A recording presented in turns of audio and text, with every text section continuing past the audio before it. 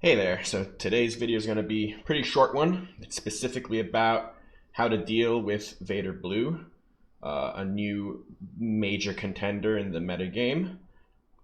Vader Blue took down the 5K tournament in Florida, piloted by Guy Cohen. Since then, even at my local, I've seen this deck come up. I've have friends telling me they're going to play it in the 1Ks coming up on May 4th, and I expect a lot of you watching this are also going to be playing on May 4th and other big tournaments coming up. And you now need to figure out how to beat this deck, what's good against this deck, and what makes this deck tick. So I'm going to do a medium-sized dive on this. There's been plenty of other videos kind of deep diving on the Vader Blue side of this. I'm going to go ahead and talk about kind of how other decks can start thinking about dealing with it. So first up, the key cards in this deck. So these are them, okay? The deck plays a ton of single target removal that you'd expect out of a blue-red villain control deck, but there is a core to this deck that makes it do what it does, which is remove everything you play until it can land a Super Laser Blast, and then typically take over the game with a Vader flip into like Avengers and Palpatines, right? That's how it wants to win its games. It's not, its primary game mode is not mill you out, although that is a very important part of the deck, an important way it deals with certain matchups, notably like other control decks who will have answers to your Vader and Avengers. But let's go from top to bottom here. Lieutenant Chilton, he is a 5/5 or 6/6 Sentinel generally in this deck. If they skip a turn before turn 3 where they can play him, there's a good chance it's going to come down as a 6/6, otherwise usually a 5/5. This is their main tool in beating aggressive decks, and you need to come prepared to figure out how to deal with it. Number 2, most important, well, I wouldn't say it's less or more important than Charlton, but Entrench is another very, very important card in this deck. The deck plays barely any units. Entrench is basically a 2-cost Vanquish that can hit leaders in this deck, and that is incredibly powerful, and a big focus of the deck is to just, kill things, entrench your leader like your Boba Fett, just 2 cost, get it out of there, and eventually wipe the board with a Super Laser Blast, right? Which is the third card here, is a very important piece of this deck to be able to reset and then deploy Vader. It's why I think the adaptation to these blue-red decks became Vader, is because that is a much more potent end game than like having Iden or Krennic, where you usually have to use them earlier in the game and they're not particularly scary to be played after a Super Laser Blast, whereas Vader after a blast will basically lock up a game. And then Avenger is kind of the top end. It's how they kind of go from the Vader to winning, right? They've controlled the game. They're going to lock you out with an Avenger.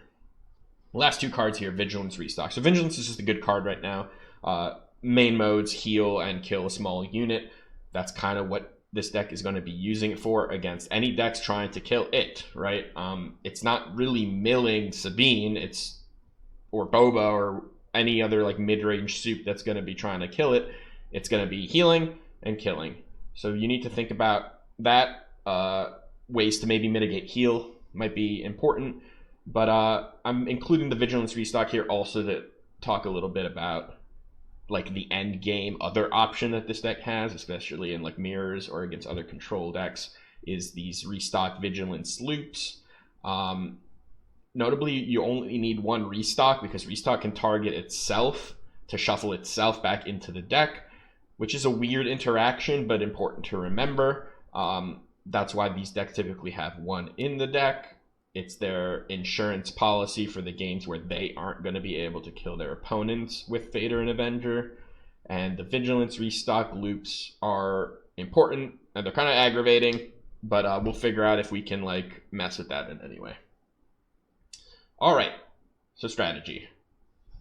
Blow them up. This is number 1 recommendation if you want to deal with this deck, is play Sabine, pick a color, you'll be favored. And I think this coming weekend, especially like this May 4th tournaments and maybe even a little bit after that, might be the most well-positioned Sabine is ever going to be. This Vader control deck just won a 5K. It's the new hotness. Boba Green can't really beat that deck, so it might, come down in popularity. Can't guarantee that because, a lot of people who bought their Vaders and Boba Fett's might not have the cards to play a different deck, so they might just be playing that. So I can't say for sure that that's going to decrease in any play rate, but I think there's a good shot at least it does somewhat, and the Vader Blue will definitely increase in play rate.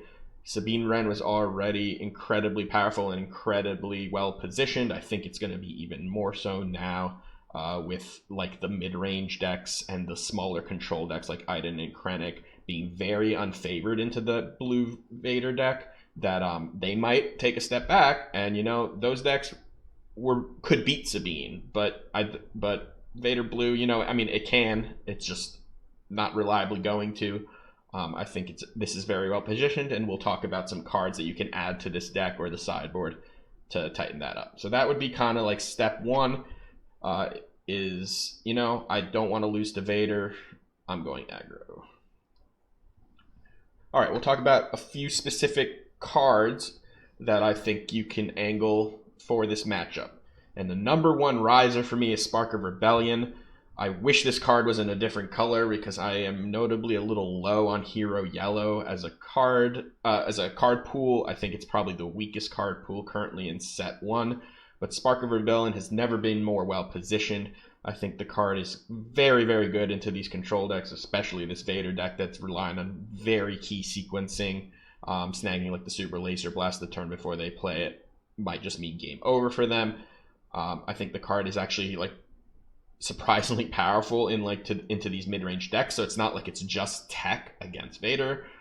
If we can find ways or a deck that can utilize this card, which we'll talk about a little later, I think it's a huge riser. Another one, Disabling Fangfighter. So we talked about Entrenched being a 2-cost Vanquish. Well, it's not as good when it dies, and then you immediately can attack with whatever they entrenched.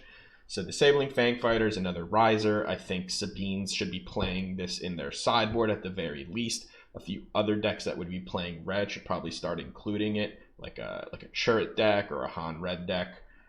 If you don't have red as an option, Confiscate might need to start making an appearance. Like Boba Green, if you're going to play that, you might have to just suck it up and put this card in your deck.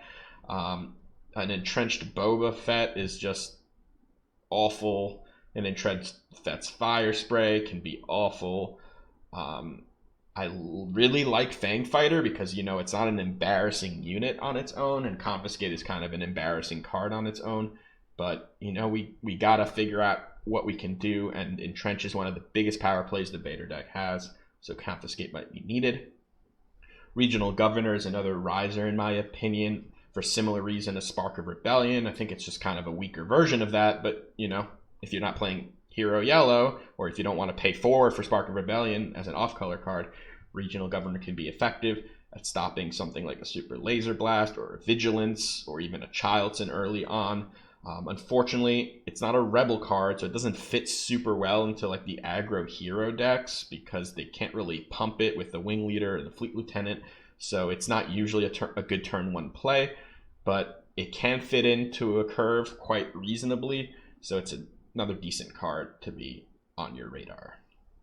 Got Open Fire and Tarkin Town. It's a weird one, but it's a very clean answer to Childson early in the game. Normally you probably wouldn't think Open Fire is good against a deck that doesn't have any units. Well, the deck does have a few units, and a few of them are very important, specifically Childson. If you're already playing Tarkin Town, which a lot of red decks are, this is a pretty, you're not going to have really any other target for your Tarkin Town, so you might as well keep a couple Open Fires as your clean answer to that Childson and move on with your life from there.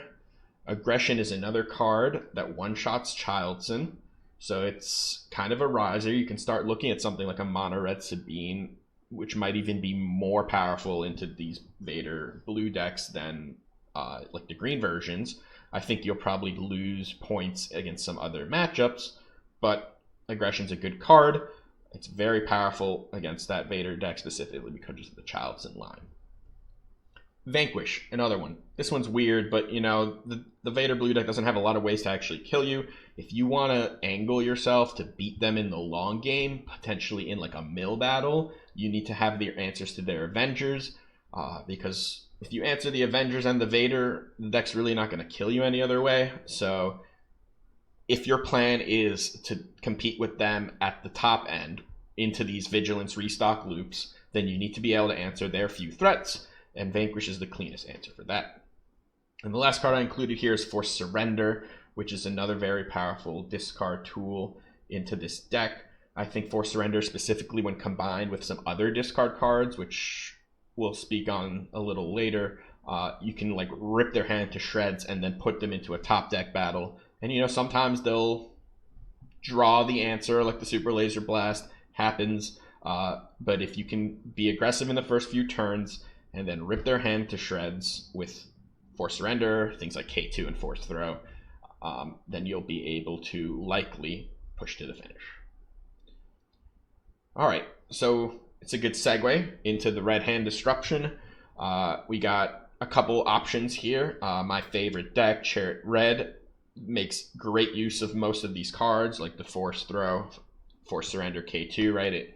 It's the most powerful Force Throw deck there is because of its abundance of force units. It's a pretty aggressive deck that plays like the powerful early 2-drops like Sabine and A-Wing. It's got Kanan, it's got K2. Chariot himself is pretty aggressive, right? So you're usually able to be ahead and land that Force Surrender. Bonus points if you go like K2 into like a strong turn, flip turn into a Force Surrender.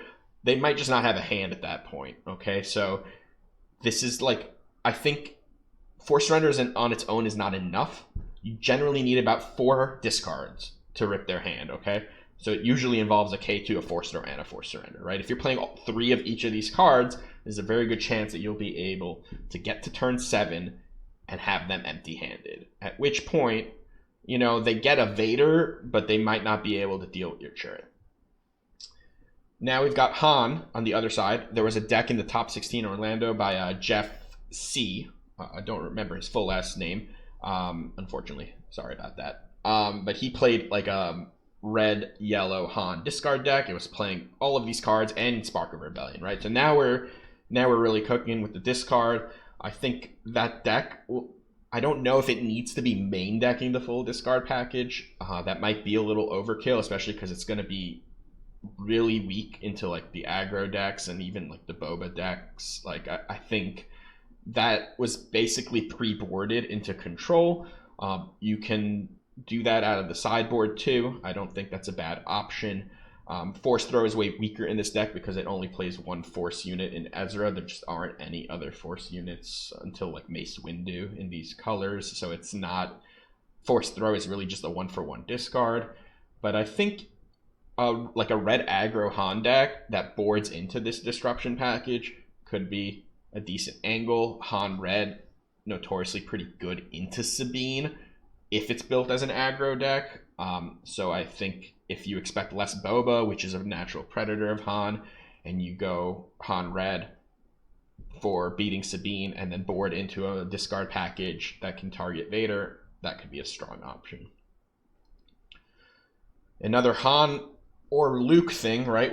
Now I'm going to talk about the blue-yellow option, which is also focused on Spark of Rebellion. Talk about how good that is against Vader. But here we've got a different plan. And I think if you go a Spark mill plan, you'll probably be favored into the Vader decks, right? So you play your own 3 Vigilance, your own restock, your Vanquishes to answer their Avengers, and you've got Spark of Rebellion. You're going to rip out their restock, you're going to rip out their Vigilance, and you're going to win the mill game. Now, you probably need to main deck this collection of cards because you're probably, if you lose game 1, you might not even have time to beat them in a game 2. So that game 1's very important. It's kind of ugly. I don't know if it's fun. Maybe some people enjoy this kind of mirror match. But your plan simply could just be beat them at their own game. These decks, like Luke and Han, should have answers to Vader, even if they're not clean. Like, you get to play your Luke unit. You get to play things like Obi-Wan. You got takedowns, you got vanquishes. Like you'll be able to deal with the very few threats they have in their deck, and then you just go for your own vigilance restock loops, and you beat them like that. Spark of Rebellion really is the crusher here. It's a little bit of a mirror breaker. And yeah, I think these are some other considerations. As on the topic of the Han Blue, I've been testing out some stuff for that deck. I'll probably have a video at some point on like a more deep dive into that specific deck. It's not just built to counter this Vader deck. It's a different take on a Han, but I think because of this card pool, because of the Spark and the Vigilance, you'll be able to beat that Vader deck. All right, some control deck stuff. So these decks kind of get eaten up. Palpatine less so. Iden and Krennic, though, get kind of eaten up by this Vader deck. If you're still into playing them, I don't think it's necessarily a bad choice. You just need to figure out a game plan. You can try your own mill plan, right? I mean, if you want to do that, then you need to probably have that in your main deck, the restock, the vigilance ×3, and a very good understanding of how those games actually play out. But if you want to try to beat them in a more traditional way, it probably involves a ton of Star Destroyers and an Emperor's Legion to buy back some Star Destroyers. Relentless specifically is very powerful here because it's, you know, they're playing Super Laser Blasts, they're playing Vanquishes. Like, if you can tax their removal, if you get them to 2-for-1 themselves, if they have to throw away an event, then that's strong. You'll need answers to their Vader, but that shouldn't be too bad. You can play your own Super Laser Blast, your Power of the Dark Sides. Like, they don't have a lot of units. They're not going to tax your removal nearly as much as you're going to tax theirs. It's a tough matchup, but something that can be worked on. Palpatine has a little more of an edge here because it also gets to, like, you know, steal an Avenger if it needs to.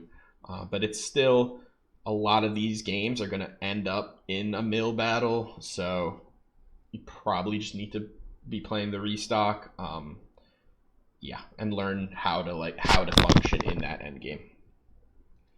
All right, and some mirror considerations. So I've not tested this mirror really. I spoke with Bobby Sapphire from KTOD.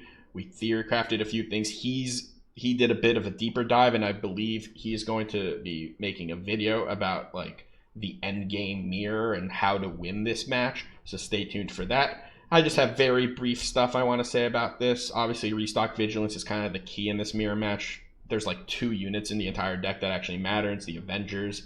So if you're like, and you have so much removal in your deck that no one's winning this mirror with combat damage.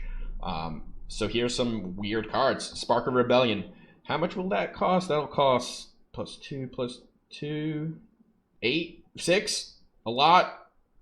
Yeah, it'll cost 6, right? You're missing 2 aspects. That's probably fair. Steal their restock, you basically instantly win the game. So, do you need to start playing more restocks in the main deck because you expect to play mirror matches? Maybe. Or you can play Bounty Hunter Crew. That'll cost 8. You can buy back your restock. It's all really ugly. But yeah, the mirror match is if one person loses their restock and one person doesn't, they have lost the game. So they might as well concede. If both players lose their restock, then again, it'll become who maneuvers the vigilance stuff better, who mills someone else's vigilance. And if they both keep the restock, there's a lot of brain churning stuff that happens in the game, but that's where stuff like Spark of Rebellion can just blow up in the mirror, stuff like Bounty Hunter Crew to counter yourself getting blown out in the mirror. The other option is, you know, just like pack up your cards and go home, because I don't know if you want to play this mirror, but maybe you do. Anyway, that's what all I have to say about that. I have one more thing to say. It's definitely a very challenging mirror. I think like it'll be very skill intensive. It'll just be a completely different game of Star Wars Unlimited than like most typical games are. There will be a lot of tension about how to sequence your cards, how many resources you need in order to avoid yourself getting your restock milled once it goes back into the deck. There's just a lot going on with it, and it'll take a lot of practice. But yeah, stay tuned for that KTOD video. I believe there'll be a deeper dive on that. All right, that's what I got for you. If this was helpful, well, I hope it was helpful. Let me know if there was anything else you'd like to know about this matchup, anything else you think you can think of that might help against this Vader Blue deck. Just thought I'd get this out now because I anticipate a big like burst in how many people are playing this deck in the coming weeks, and there's some big tournaments coming up. So hopefully this can help you take down some Vaders and win yourself some prizes. If you like this video, thumbs up it, subscribe to the channel, much appreciate that. Until next time, take care.